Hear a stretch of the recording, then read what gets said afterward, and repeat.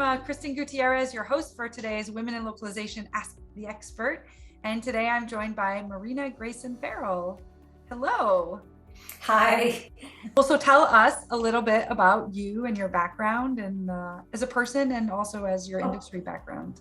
Interesting. So I want to say it's complicated, and not that I'm a complicated person, but I'm one of these people that loves to do everything and is interested in everything.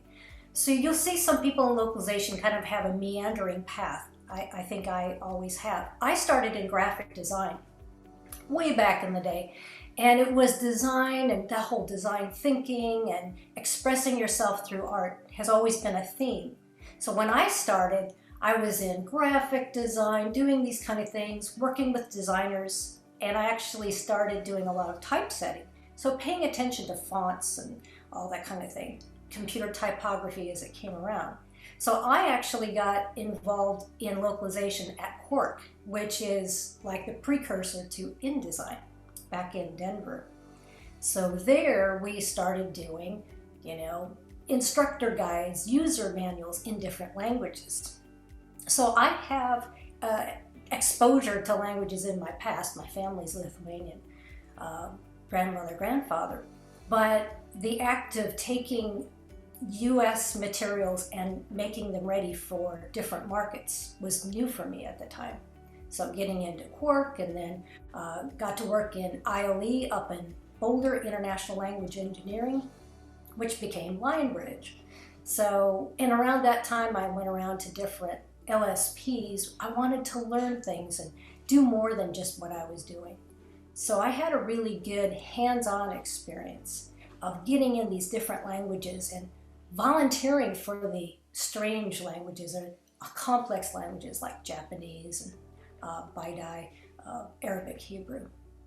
So through all that time, getting to learn about languages and just really loving that, then I got involved in web development. So I was creating websites, and back in the day, websites were so much easier to create and make them really colorful.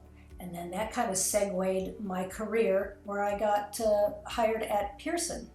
So Pearson actually do a lot of things. I do consulting for localization and language, and helping all of the teams with communications, with translating their content.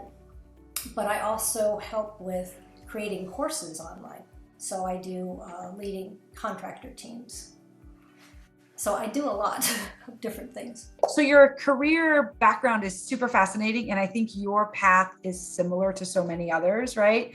It's always great to hear, and for our listeners to hear, so that they understand it's not like we don't start where we end, right? I mean, it is a path, and it's never linear. What is some wisdom that you've learned from your career that others could benefit from?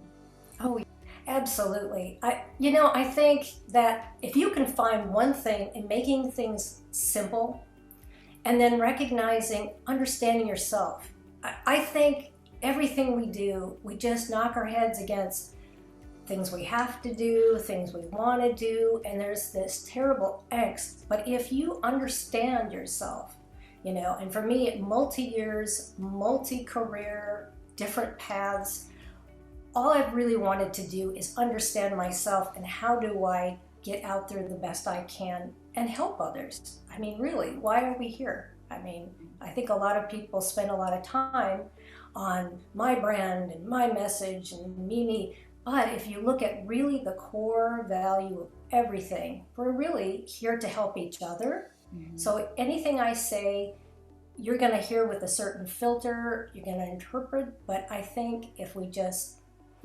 find what's exciting, find what motivates you, and what can I do, because it's the other person that you really find fulfillment with. Mm. So I think, and especially during this pandemic time and any time in your life, people are questioning things maybe more than ever. I think that's very healthy.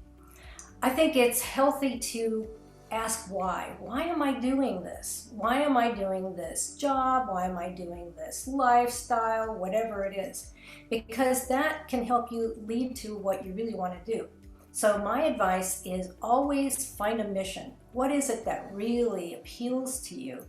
You know, for me, it was like a mission within a mission. So with art, it was like expression, expressing myself. And then with languages and cultures, it's like world peace. If we understood each other, you know, through languages and cultures, maybe we wouldn't, you know, be in such opposite directions. So I think finding a mission-driven life is maybe the number one thing.